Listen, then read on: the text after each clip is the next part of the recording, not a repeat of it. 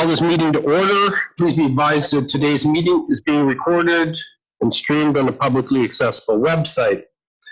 CAO, council additions, any? Hearing none, we'll move to adoption of the agenda. Could I have a motion, please, to adopt the agenda? Moved by Councillor Roper, seconded by Councillor Dolan. Councillor Dolan. All those in favor? Carried. Business arising, COVID-19. Are there any CAO updates? Yeah, sure, Mayor. Last week, the Premier announced the restart plan for the province, which is a 4-phase approach. And currently, of course, the province is in phase 1 with looks a transition to go to phase 2 starting mid-May. It was the information on the restart plan has been shared on our information processes, and additionally, of course, it's the links back to the province's website.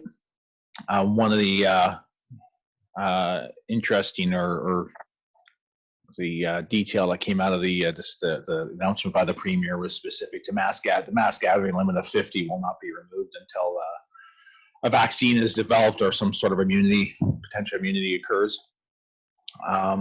We're in the beginning stages as an organization looking at to develop a go-forward plan or a restart plan for the municipality. So a significant amount of work and detail and preparation will be required to ensure the various requirements are met to ensure employee safety and public safety. Of course, a lot of this is going to hinge on a significant amount of guidance from the province, including WorkSafe, the health authority, etc., to provide guidance, I guess, to develop a plan moving forward. So we're still, that's early stages of that, and it seems the information that's going to be provided for the province is going to be a phased approach, also based on what priorities the province sees in terms of a restart plan for the province itself.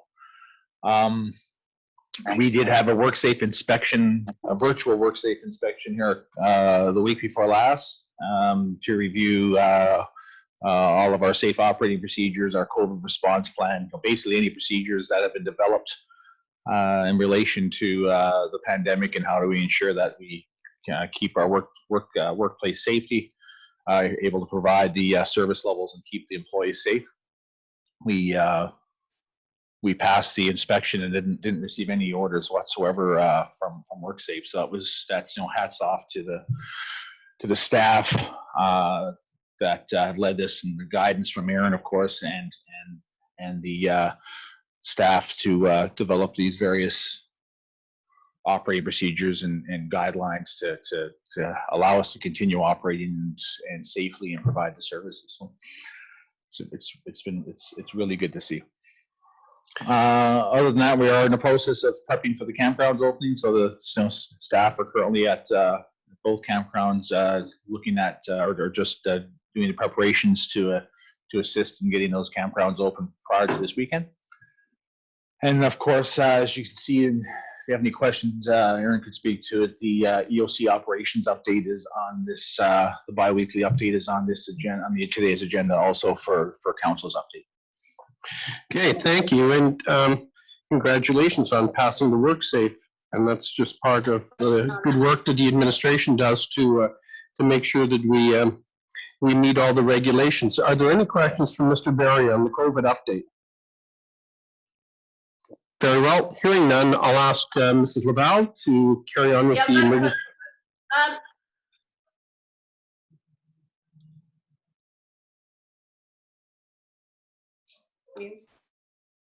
Can you hear me? Yes, now I can.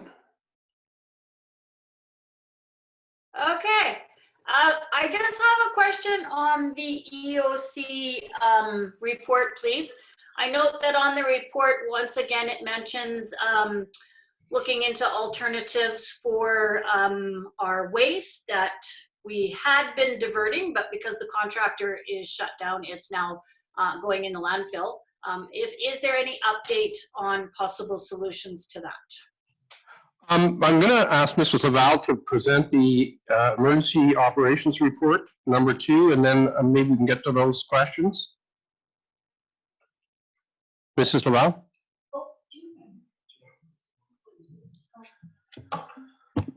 Sorry, thank you, Mayor.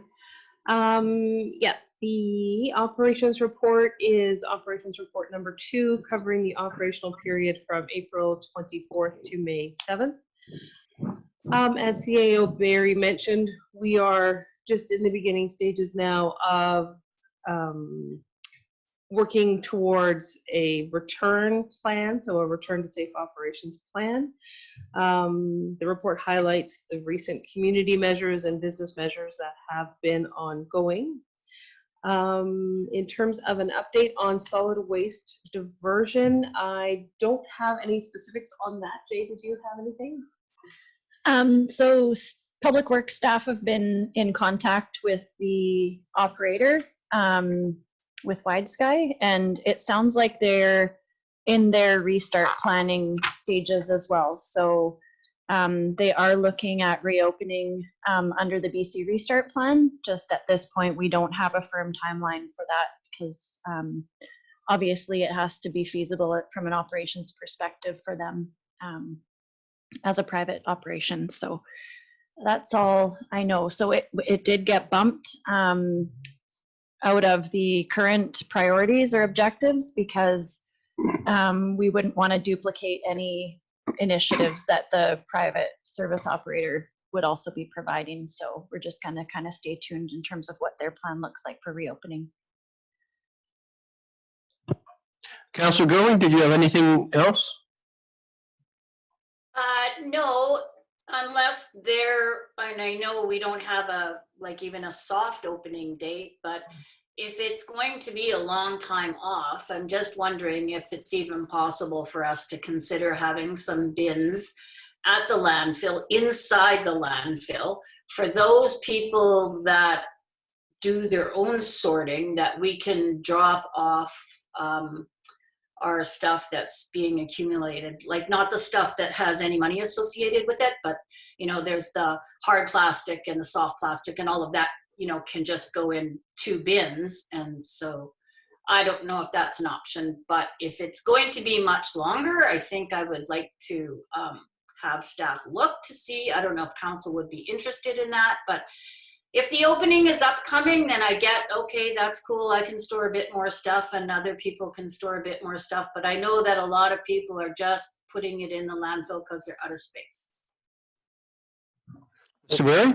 Yeah, we can definitely take a look at some options. I know Public Works has been in close contact with the vendor, with the service provider being Wide Sky, as Jay had mentioned, and there seems to be an indication that it's going to happen sooner than later. That it's not prepared to provide an exact date publicly yet. And we are also, the Public Works staff, i.e. Terry, for example, is working with them to help assist providing some options in terms of how they could meet the requirements as part of a restart. So I know there's been some, almost daily dialogue at times in terms of what that looks like. But in the meantime, if there is a delay, then we'll also look at those potential opportunities, because I don't necessarily see it be a big hurdle to overcome to do something like that, Councillor.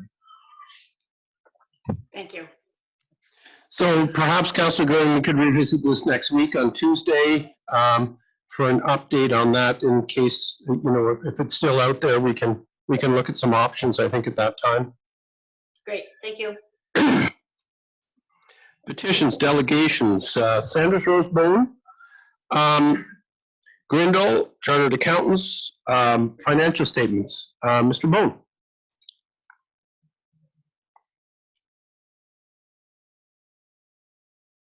I guess I need to unmute it. Thank you for inviting me to present the auditor's report. I'm going to limit my presentation to the auditor's report for both the regional municipality and the Northern Rockies Regional Hospital District. Starting with the regional municipality, these are the financial statements for December 31st, 2019.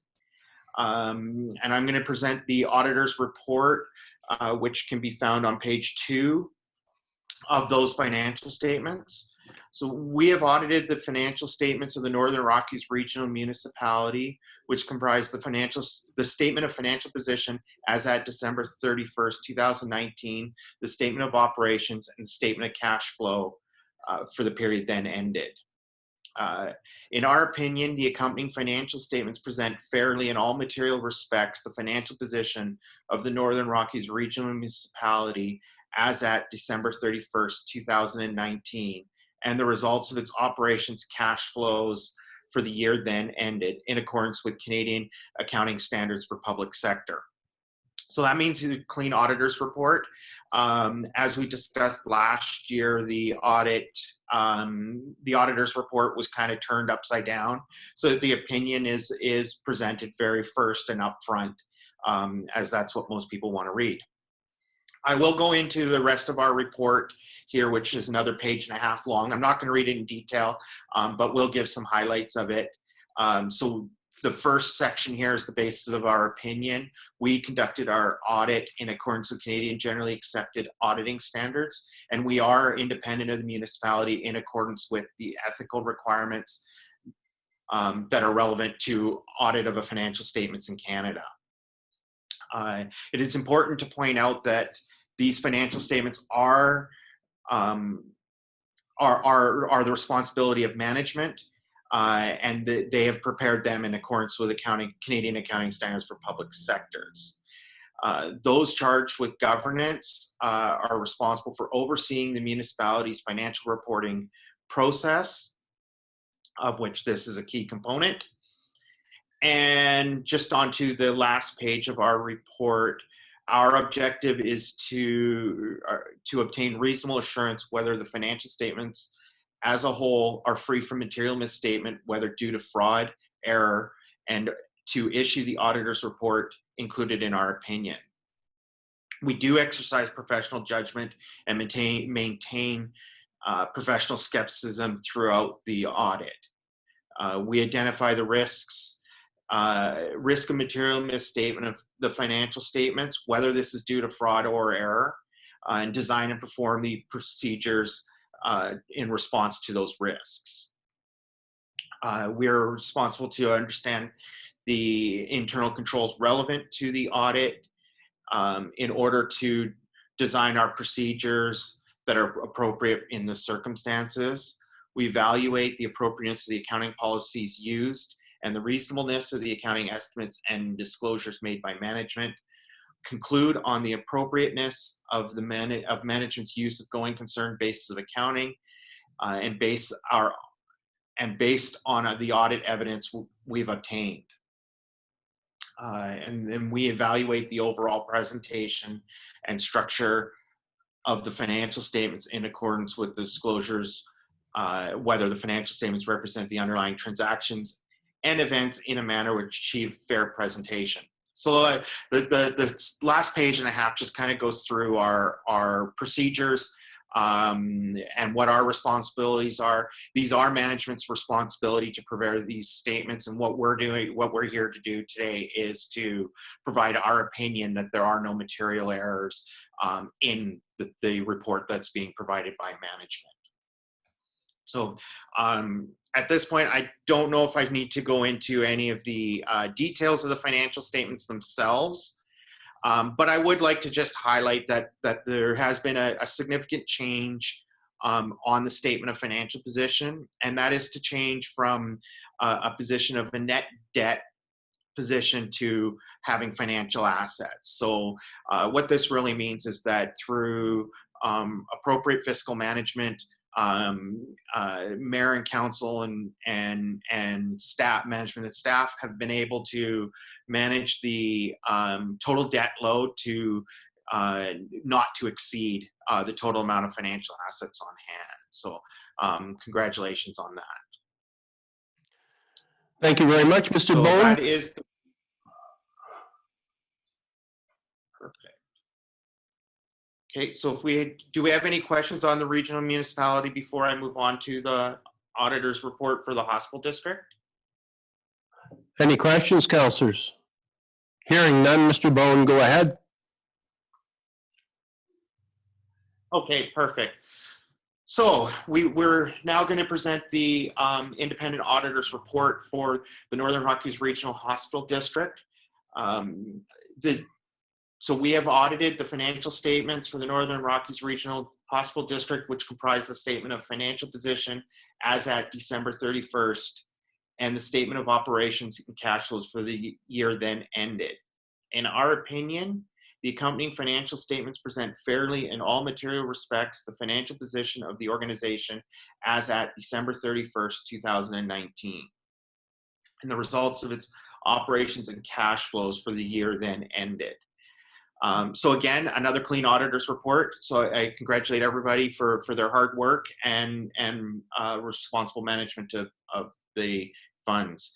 I don't think the rest of this page and a half is the same as what we just presented. So unless there's any questions on that, I can conclude my presentation at that point. Are there any questions, councillors? Hearing none, thank you very much, Mr. Bone, for this. We appreciate your efforts in the audit of the Perfect. Northern Rockies. Thank you.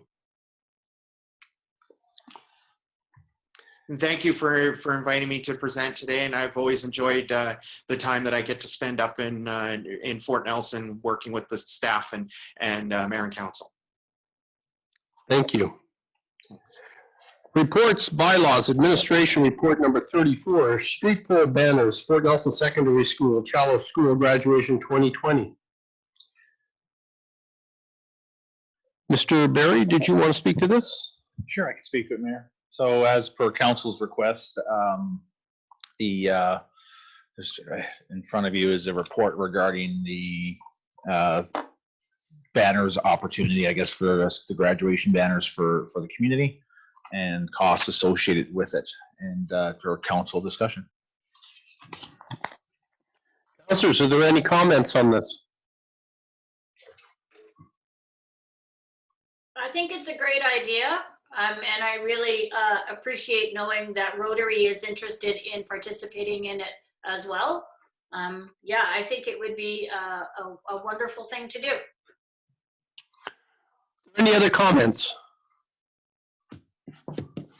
Very well. Councillor Gurley, did you want to make that motion then that we proceed with that? Yeah, in partnership with the Rotary Club of Fort Nelson, then I would make a motion to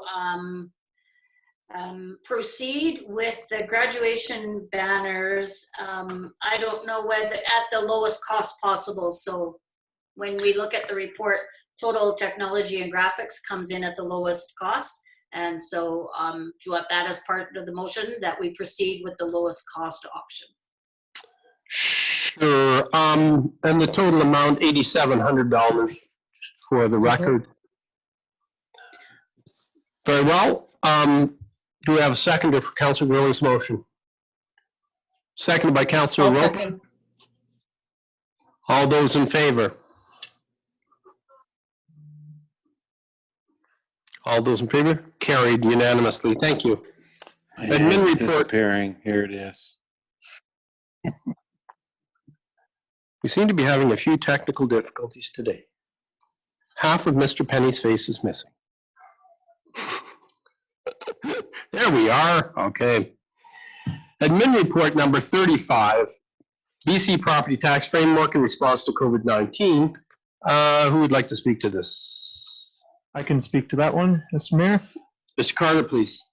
So the report outlines the changes to the property tax framework, which includes the reductions to the school tax, delays for the penalty applied to classes 4 to 8, which will occur October 1st. Also includes some information on tools that the province has provided municipalities, such as borrowing interest-free from reserves and utilizing school tax that's collected until the end of the year. So outlines some of the orders that have come out.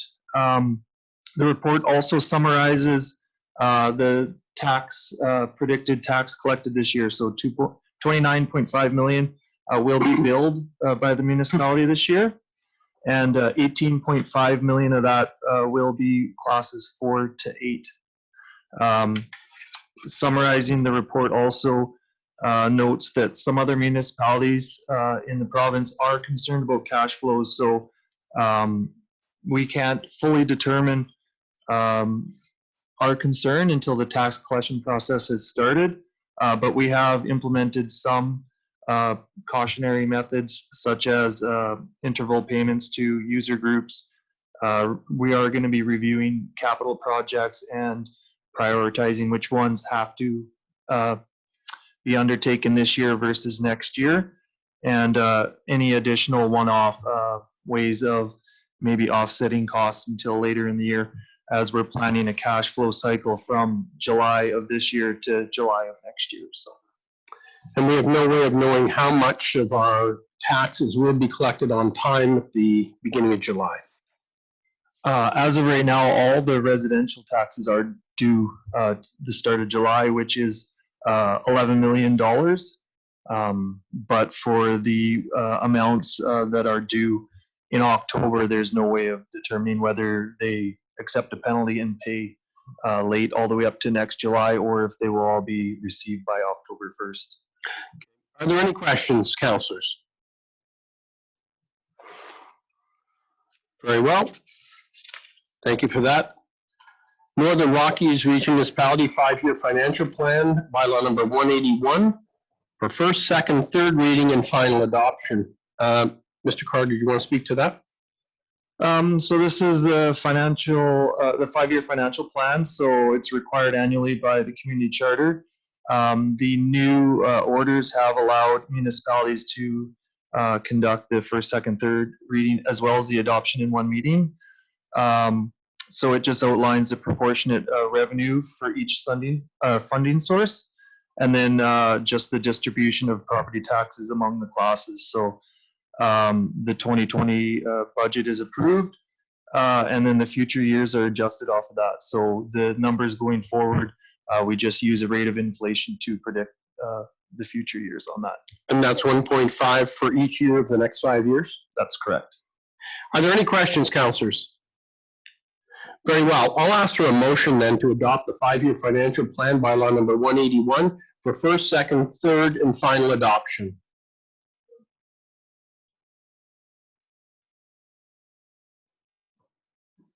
Moved by Councillor Roper, seconded by Councillor Gerwing. All those in favor? Carried. Northern Rockies Regional Municipality tax rate bylaw number 182 for first, second, third, and final adoption. I'll ask for a motion to accept that.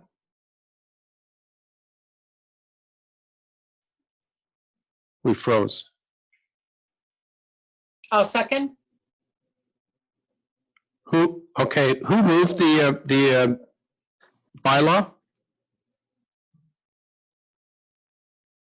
Gerwing.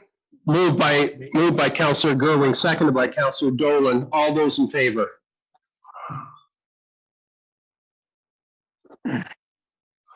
Motion carries. Thank you. I think we're having some more technical issues because We are. freezing up on my side.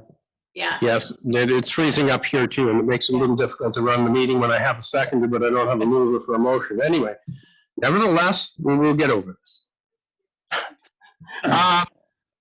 Very well, thank you. We'll all just put our hand up. Yes, thank you. Correspondence, letter to Premier Horgan, remote rural healthcare additions. Correspondence. You've all read the letter. Any comments? Very well. I'll ask for a motion that we send that to Premier Horgan, Adrian Dix, Kathy Elridge. It's already sent? All right, receive for information then. Very well. I'll make the motion. All those in favor? Carried.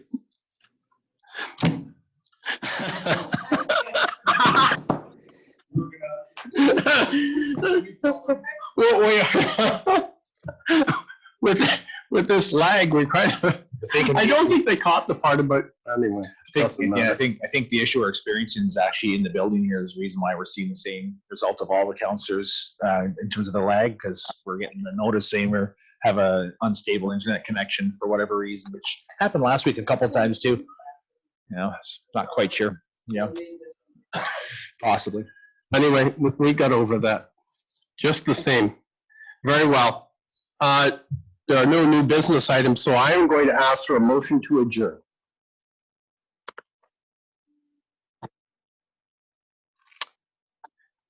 We moved by Councilor Green, seconded by Councilor Roper.